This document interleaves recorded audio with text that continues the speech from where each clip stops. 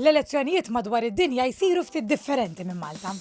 Fl-Awstralja hija kontra liġi li ma tivvutax, jiġifieri jekk ma tivvutax tkun qed twettaq reat. Fl-Indja hemm biljun ruħ u għalhekk l-elezzjoni ma ddumx ġurnata waħda biss bħalna, imma ddum għaddejja ġimgħat sħaħ. L-Estonja huwa l-unika pajjiż fl-Ewropa li għal dawn l-elezzjonijiet tal-MP n-nies jistgħu jivvutaw online.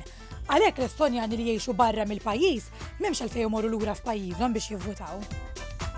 In-Nord Korea hija meqjusa bħala l-akbar dittatorjat fid-dinja, imma xorta jagħmlu elezzjoni bħalna. L-unika differenza hi li fuq il-karta tal-vot ikun hemm imniżżel biss isem Kim Jong-un.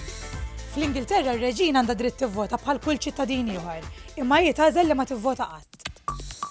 Fl-Amerika jivvutaw nhar ta' Tlieta mhux bħalna nhar ta' Sibt, dan sabiex il-jum tal-votazzjoni ma jaħbad mal-ebda ġurnata qaddisa tal-ebda reliġjon.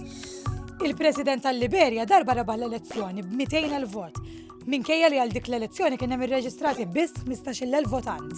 Tibqa' meqjusa bħala l-aktar elezzjoni frodista fl-istorja. Ix-xahar li għadda fl-Ukrajina kummedjant popolari ħafna Volodymyr Zelensky ġie elett bħala l-President tal-pajjiż. Persuni li ħadnu r-reliġjon tal-Jehovah Witnesses ma jivvutaw fl-ebda elezzjoni. F'pajjiżi fejn hemm ħafna nies li ma jafux jikdbu u jaqraw, jivvutaw billi jħabtu l-boċċu mal-ħadid.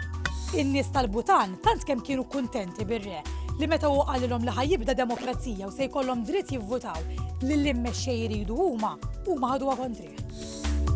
Fl-Ingilterra saret normali li għal kull elezzjoni jkun hemm karattri komiċi li joħorġu bħala kandidati f'kull elezzjoni. Pereżempju Milux ħareġ dan, Lord Buckethead. Issa dan fil-pubbliku dejjem jidher li besek, ġifieri n-nies qas jafu kif nwiċċu fil-verità. Your Prime Minister, your MP, Theresa May, called this election about Brexit. Have we heard from her what she plans to do about Brexit? Vote for intellectual absurdity. Vote Buckethead. Fl-Ingilterra mbagħad biex ħabbru r-riżultat tal-elezzjoni, ikollok il-kandidati kollha bil-wifqa fejn xulxin fuq palk, jiġifieri pereżempju ikun hemm dan Lord Buckethead u Theresa May fuq l-istess palk dej xulxin. Fin-1996 fl-Istati Uniti, in-New York Times irnexxilhom jaqtaw min se jerbaħ l-elezzjoni permezz ta' crossword puzzle.